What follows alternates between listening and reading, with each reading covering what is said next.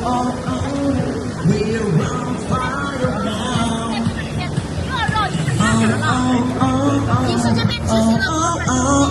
We're on fire now. We're on fire.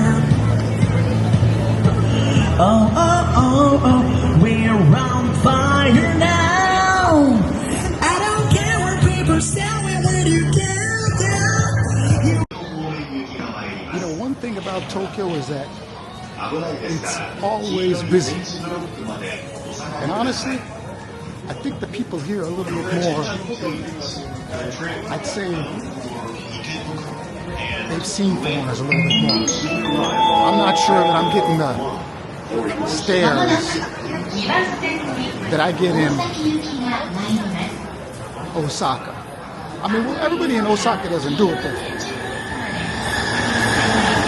you definitely get one or two people that irritate you with stares on the train. Track number 2 for your safety. And Please stand behind over the here, yellow I'm not line. getting that as much. この電車は新宿 Or maybe I'm just 原宿渋谷停車します。 in an area that is a little touristy. That could be it too.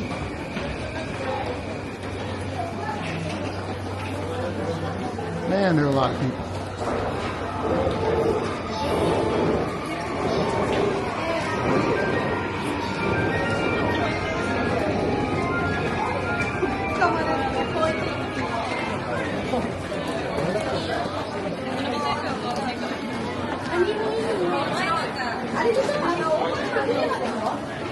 Honestly, I don't even know where I'm going.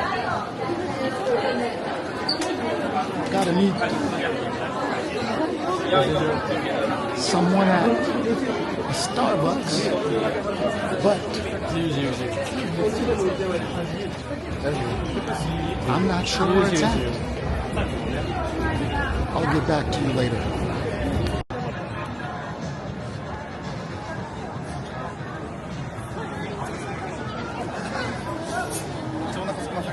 You know, one thing about Tokyo is that the vibe is definitely different. I mean, just on this street, look at all these streamers.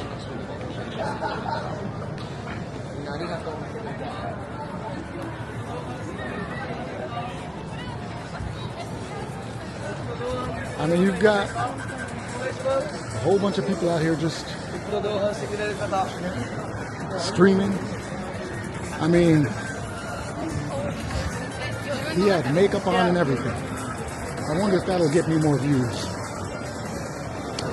So, honestly, I think that Tokyo is a little bit more exciting than Osaka. I shouldn't say that, but Shinjuku's definitely way bigger than what I expect. And I think I might need to come back here again. What do you think? Yeah, come back. All right.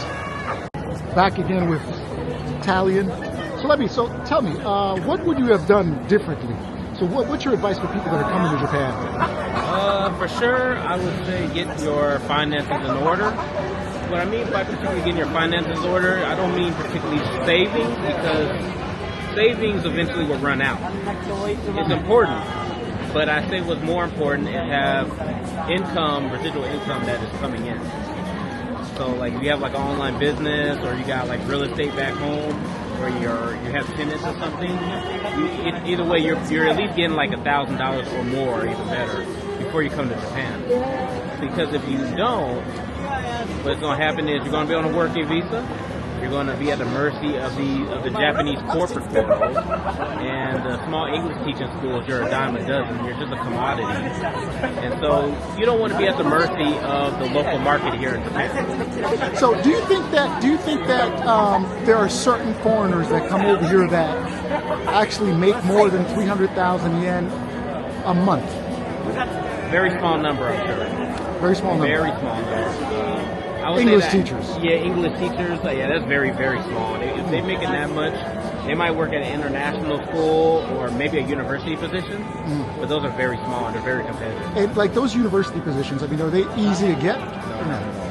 Not at all. They're hard. You need a master's degree, I believe, and there's a lot of applicants for it. And you also I think you need to be bilingual for those positions. Gotcha. So you need to know good Japanese. Interesting. So now, what about the nightlife in Japan? I mean, is it good? I mean, are you happy with the? I mean, do you party in Japan? I mean, is it like? I mean, you'll notice that when you look at Japan, it looks like there are many people, and you would think that there are many places to party. So how about partying in Japan? Is it something that you do often? Is it something that is fun? Is it something that is exciting, or is it just basically all work and no play? I wouldn't know about that because I'm very introverted, so I wouldn't know about the party scene here. But I know somebody that is active in the party scene, and it is a thing here. Okay. Particularly if you come to cities like Tokyo. I don't know about anywhere else.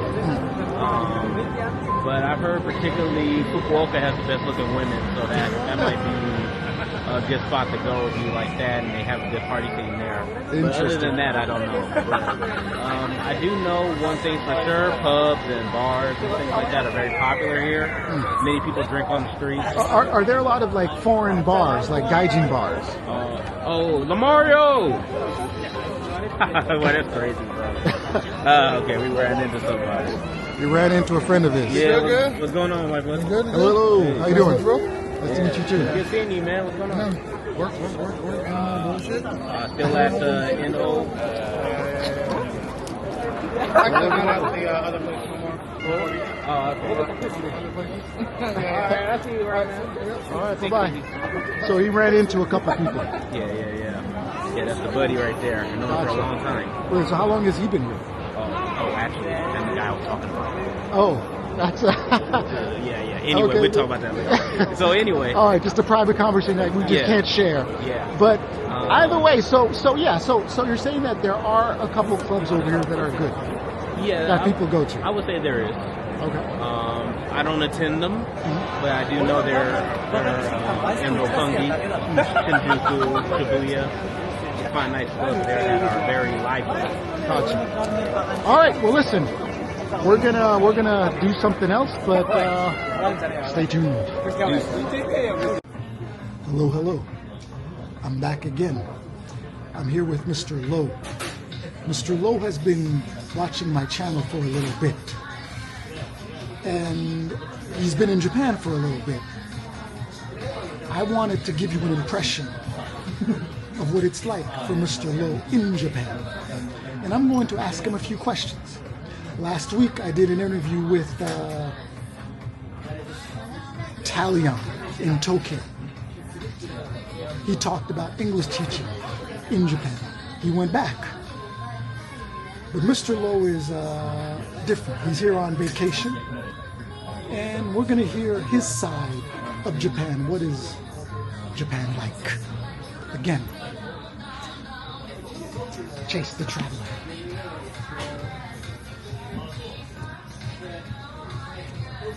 Mr. Lowe. Hello. How are you? Very good, thank you. So tell me, how long have you been in Japan for? Oh, just on holiday, 7 days. 7 days, my goodness. Just 7 days, yeah, 7 days. So we talked about probably like about 4 or 5 months ago, or 3 months ago? Yeah, about that, 500. So you were in Australia, because you're living in Australia. I was it. You are Australian. I am Malaysian, Okay. living in Australia. Okay. And you were very, very interested in Japan. You can say so. Okay. So, Mr. Lowe, tell me, what has your impression been? I mean, you've been watching a few of my YouTube videos. I have indeed. Okay. So you've been watching my YouTube videos, and of course, I present a side of Japan that is not really often presented. Based on that, now, what do you think of Japan being here 7 days? Has Japan lived up to your expectations? Are you like on that Japanese high? Look, I can definitely see what the charm is in Japan, like why people want to come to Japan. I can see why they would enjoy Japan. And I want to say it's probably true that Japan do good service, they do good marketing, they do make customers feel really valued, and I think that's the charm of Japan, isn't it? Like people would want to come to Japan, they want to get good service, they get good products. They like Do you feel that you've gotten great service and great hospitality in Japan? I did indeed. So do you think that, but you're living in Australia, do you think that the service in Japan is way better than it is in Australia?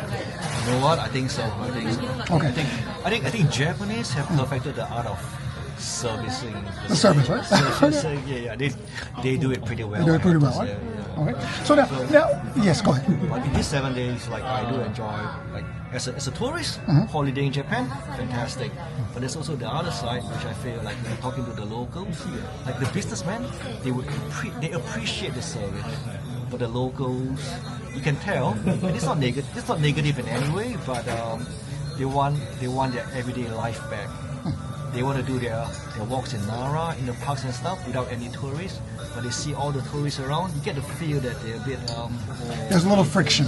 for the lack of a better word, frustrated. But it's not really frustrated, it's such a harsh word. But they would prefer their backyard to themselves. Exactly. So you don't feel, you feel like they accept it, but they don't really accept it. They want the business, but That's all they want. they want you can say that they want the business, but they want their home Back. intact as well. So now, when I first came to Japan, I was definitely on a big high for many, many, many months. And I would think that when you're first coming over here, your impression of it is very, very good. So, what are the locals? I mean, have you interacted with Japanese people? And do you think that your interaction with them has been like really good? It has been good, I would say. You would say it's good. So, do you think that you would like to live here in the future? I mean, if you don't, you don't. If you do, you do. But do you think that it's a place that you would like to set, like live? I mean, Chase, I'm no spring chicken. Like a good holiday is a good holiday, but living is probably entirely a different thing altogether. So now, now let me ask you this. Now, in terms of like Australia, which is where you're living right now, in Japan, what are some of the key differences?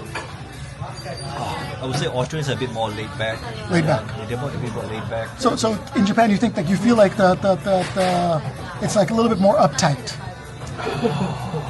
I wouldn't say uptight, but there are many, lack of a better word, many different layers per se. Like there's the tourist to businessman layer, there's probably the local to local layer, there's the tourist to local layer. There are many different modes of conversations, Gotcha. modes of communications. Whereas in Australia, like everyone's pretty much equal. Like you will talk to a tourist the same way you will talk to a local, pretty much more or less the same. So it's more laid back. So I've often thought of Australia as like a touristy place, but so Japan now has become like a really touristy place. Do you feel that it's more welcoming here in Japan or more welcoming in Australia? As a tourist, they're both just as welcome. It's the same. It's the same. Okay. As a tourist, it's the same. Living probably a different story, but I haven't lived in Japan yet. I don't know. Okay. Now, what is it about Japan that you think is better than Australia? What is it about Australia that you think is better than Japan? I think like I haven't lived in Japan, but I think in terms of living Australia, you get more land, you get more space. It's you get less of the technology that you see in Japan, like the interesting So stuff. now, when you say technology, that's a very good thing because me myself, right? I feel that the technology in Japan isn't really that great because I've lived here for so long. But what technology do you see in Japan that you don't see in Australia? You know what? Probably technology is probably a bad word, but what I mean is like you get more services and more convenience at any time. So I mean, most people think that in Japan, all of a sudden you come in and they're like robots serving you. No, you don't get any of that. But you get shopping malls open till what, 10 or 11? No, probably 9. 9. In Australia, you can close at 5. For example, 5 p.m. 5 p.m. Are you serious? Yeah, 5, 6. Wow. 6, 7 on a good day, maybe. That's it. So do you think the Japanese people are friendly? People, yeah, they're like, I don't know all Japanese people. But the people that you've met so far, do you think that they're friendly? As a tourist, as a traveler, as a customer in the shop, yeah, they're friendly. Okay. So you haven't had a situation where you feel like uncomfortable here yet? Well, not uncomfortable, no. No. Okay. But I can tell a difference between the what you call the Inaka and the city. Oh, Inaka is the countryside. The countryside. Countryside and the city is a bit of a different vibe there. Yeah. The city is a bit more hustle and bustle, but you could say the same of in any city. Yeah, I mean, pretty much in Japan. I mean, you know, if you go an hour outside the big city, you're going to be in the countryside. An hour. That's all you need. And I'm way out in the That's country. all you need. Depending on you go east, west, north, that's all you need. An hour and a half, pretty much. Yeah, pretty much. So now tell me something about Japan that you see that's really, really good, that you really, really like. Really, really good. I would say like the convenience and the sheer variety of restaurants and shops late into the night. I think that's one most that's what at least Australia doesn't have. Really? But you know, now Japan. I mean, you know, I myself. I mean, I'm going to have to leave in about 10, 15 minutes because I've got to get the last train. In Australia, do you have that, or does everybody drive? What's the day today? Today's Thursday. Today's Friday. Friday, 11 p.m. That sounds about right. In Australia, I think train closes at about 10, 9? At 10 or 9. 10 or 9, yeah.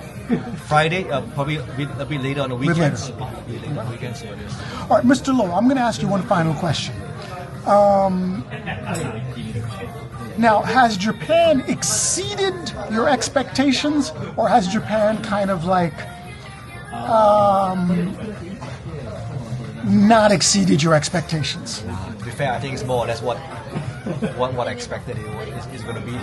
It was exactly what you expected it to be. All right. Okay. Not a bad thing, not a good thing.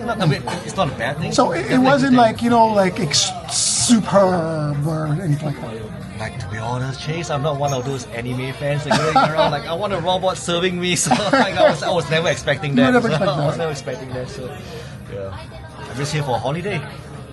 Okay. So thank you, Mr. Lowe. Now, again, you've heard it. I really wanted to get Mr. Lowe's perspective because, again, I don't often do interviews, but I definitely do want to let you guys get a sense of what somebody visiting Japan for a couple days feels like. Catch you later.